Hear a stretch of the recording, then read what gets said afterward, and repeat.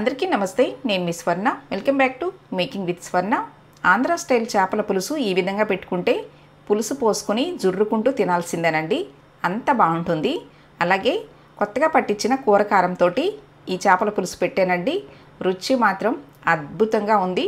మరి లేట్ చేయకుండా చేపల కూర ఎలా చేసుకోవాలో చూసేద్దామా? నేను 3 కిలోల చేపలు తీసుకున్నానండి. 3 కిలోల చేపలకి 2 కిలోల వరకు నాకు ముక్కలు వచ్చినాయి అన్నమాట. ఈ చేప రాగండి చేప అండి. ఏ చేపతైనా పులుసు ఇలా పెట్టుకుంటే బాగుంటుంది.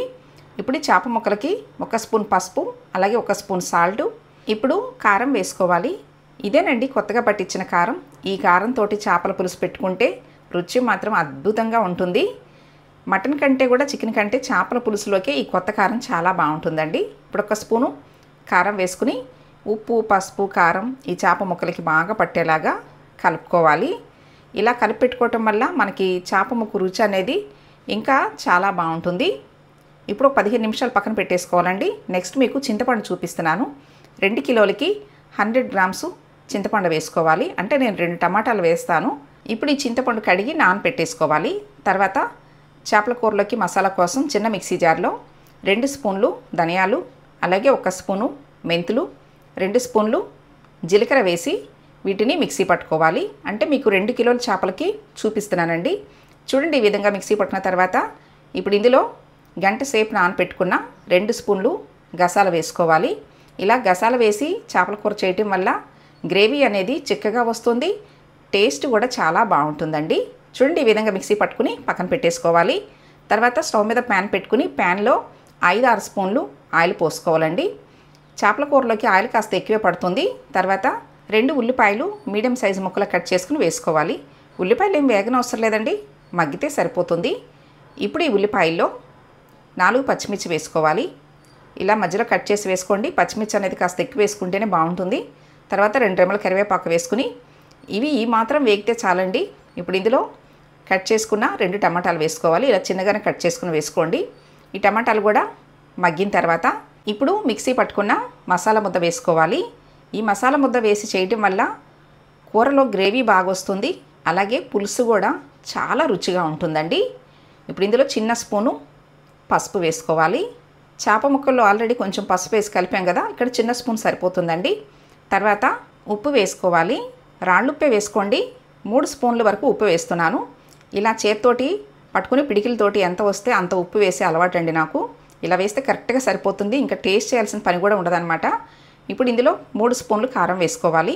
చేపల పులుసులోకి కాస్త కారం ఎక్కువ ఉంటేనే బాగుంటుందండి. నాన్ వెజ్లోకి ఏదైనా కానీ కాస్త ఉప్పు కారం పడితేనే చాలా బాగుంటుంది. అలాగే ఆయిల్ కూడా. ఇప్పుడు ఇందులో వెల్లుల్లి రెమ్మలు వేసుకోవాలి. పొట్టు తీసి కచ్చపచ్చగా దంచుకున్న వెల్లుల్లి రెమ్మలు వేసుకోవాలి. నేనైతే అల్లం వేయట్లేదండి, అల్లం వేస్తే మళ్ళీ టేస్ట్ మారిపోతుంది. ఇప్పుడు చింతపండు పులుసు పోసుకోవాలి. నేను ఈ చింతపండు పులుసులో 1.5 గ్లాసులు నీళ్లు పోసానండి. మీకు కాస్త పులుసు ఎక్కువ కావాలనుకుంటే 2 గ్లాసులైనా కానీ నీళ్లు పోసుకుని పులుసు తీసుకోవచ్చు. చూడండి, ఈ విధంగా పులుసు బాగా మరిగించాలి. ఎంత కలర్ఫుల్గా ఉందో చూసారా? కొత్త కారంతో చేస్తున్నాం కదా, చాలా బాగుంటుంది. ఇప్పుడు పిడికెడు ఉల్లికాడలు వేసుకోవాలి. కంపల్సరీ స్ప్రింగ్ ఆనియన్స్ అనేది చేపల కూరలో వేస్తేనే బాగుంటుందండి. తర్వాత పిడికెడు కొత్తిమీర కూడా వేసుకోవాలి. ఇలా ఉల్లికాడలు అనేది కాస్త ఎక్కువగా వేసుకోవటం వల్ల చేపల కూర చాలా రుచిగా ఉంటుంది. పులుసు బాగా మరుగుతున్నప్పుడు చేప ముక్కలు వేసుకోవాలి.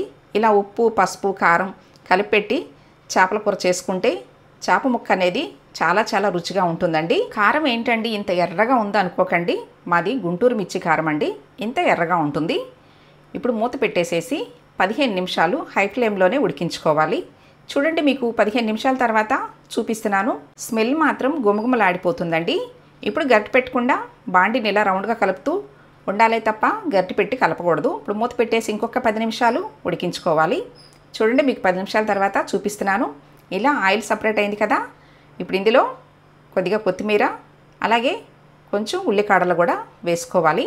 చేపల కూర ఉడికిన వెంటనే సర్వ్ చేసేయకుండా మూత పెట్టేసి ఒక 30 నిమిషాలు పక్కన పెట్టేసేయండి. చాలా బాగుంటుంది. చూడండి, మీకు 30 నిమిషాల తర్వాత చూపిస్తున్నాను.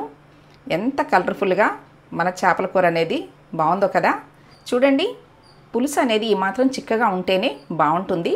నేను చూపించిన విధంగా మీరు కూడా తప్పకుండా ట్రై చేయండి. చాలా చాలా బాగుంటుంది. నేను చేసిన ఆంధ్ర స్టైల్లో చేపల పులుసు మీకు నచ్చినట్లయితే ఈ వీడియోని తప్పకుండా లైక్ చేయండి, మీ ఫ్రెండ్స్ అండ్ ఫ్యామిలీ మెంబర్స్కి షేర్ చేయండి. ఫస్ట్ టైం నా ఛానల్ చూస్తున్న వాళ్ళు తప్పకుండా సబ్స్క్రైబ్ చేసుకోండి. మరెన్నో టేస్టీ వెరైటీ హెల్దీ రెసిపీస్ మీకు చేసి చూపిస్తానండి. ఇంకా మాట్లాడుకోవటాలు లేవండి, తినేసేయటమే. Thanks for watching.